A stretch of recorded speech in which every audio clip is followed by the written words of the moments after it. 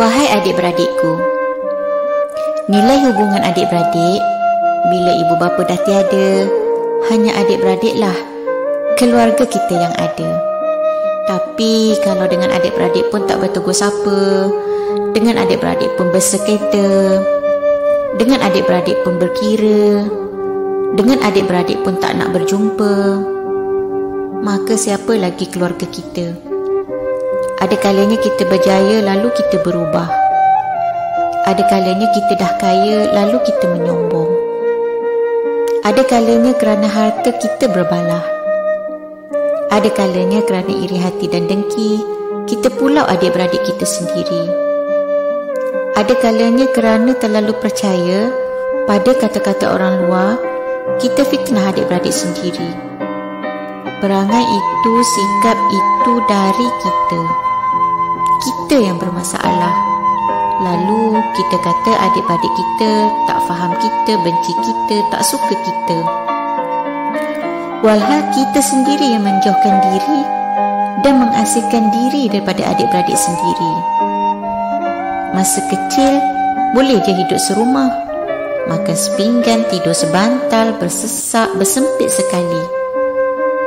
Bila dah besar semua tak boleh sekali dah. Dah jadi aku, kau nak kau cari dan usaha sendiri. Jangan harap nak kongsi. Dengan adik-beradik sendiri pun buat sempadan.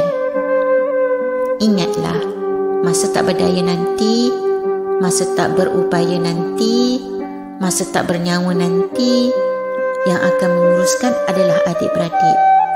Sampai bila-bila pun tak putus. Air dicincang takkan putus. Dapat sesuatu, jangan lupa ucap.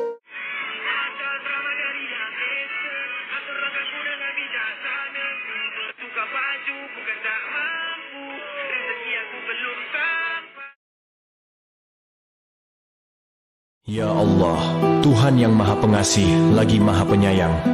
Jika bahagia bukan milikku, aku mohon bahagiakanlah anak-anakku. Janganlah engkau menguji mereka, sebagaimana engkau telah mengujiku.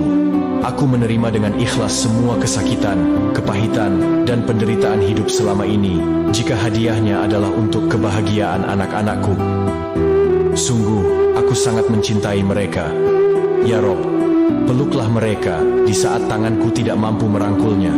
Lindungilah mereka di saat aku tidak lagi berada di sisi mereka.